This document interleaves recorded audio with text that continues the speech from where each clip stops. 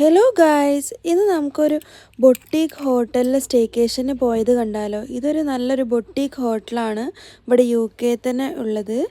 അപ്പോൾ ഇതെന്ന് പറഞ്ഞു കഴിഞ്ഞാൽ 3 ഫ്ലോറാണ് വരുന്നത്. ഇത് ഓരോ ഫ്ലോറും നല്ല ഭംഗിയിൽ അവർ ഡെക്കറേറ്റ് ചെയ്തിട്ടുണ്ടായിരുന്നു.